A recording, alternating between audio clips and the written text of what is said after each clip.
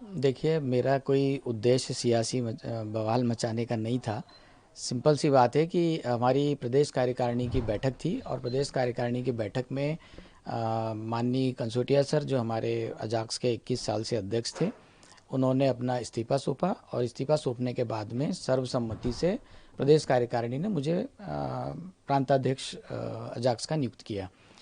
उसमें जो हमारा मेन मुद्दा ये था कि आर्थिक आधार पर आरक्षण होना चाहिए, सामाजिक आधार पर आरक्षण, ये एक मुद्दा अभी समाज में है।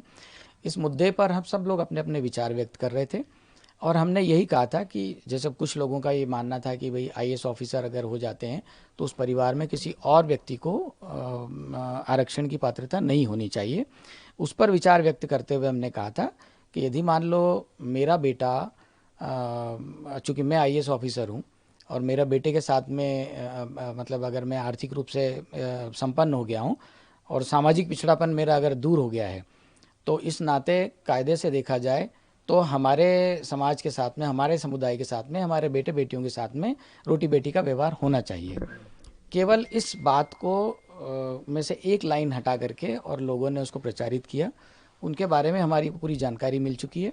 और हम अभी अजाक्स के माध्यम से वो सारी बातें मीडिया के सामने भी रख देंगे। मेरा सिर्फ यही कहना है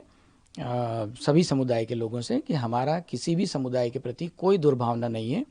और न ही हम किसी समाज की बहन बेटियों को कोई आहत करना चाहते थे। उसके बावजूद भी यदि मीडिया के माध्यम से या समाचार पत्रों के माध्यम से लोगों के मन में जो भी बात फैलाई गई है और उससे अगर उनको कोई ठेस पहुंची हो, तो उसके लिए मैं तहे दिल से खेद व्यक्त करता हूं। देखिए, जब अजाक्स में जब नियुक्तियां हुई थी 3 आईएएस ऑफिसर्स की, उस समय बहुत सारे संगठनों ने ये बात करी थी कि आईएएस ऑफिसर्स को इस प्रकार के संगठनों में नहीं होना चाहिए, इससे कर्मचारियों का हक मारा जाता है। तो कुछ तो वो लोग थे, उन्होंने ही इस मुद्दे को सभी समाचार पत्रों में भेजा और सिर्फ एक लाइन को टेक करके भेजा गया था। दूसरा, अभी कुछ और चीज़ें मार्केट में आई है